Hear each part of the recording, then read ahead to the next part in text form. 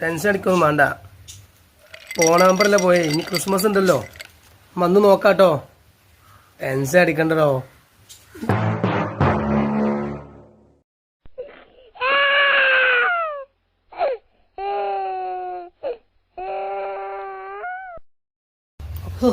രമേശനാ വിളിച്ചേലേ?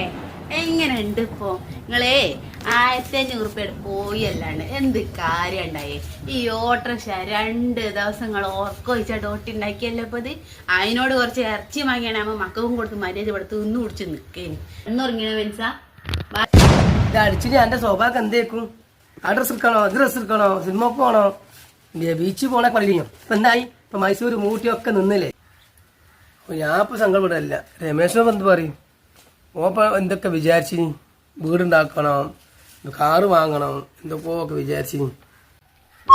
2 ചുരിദാർ വാങ്ങാനുള്ള പൈസ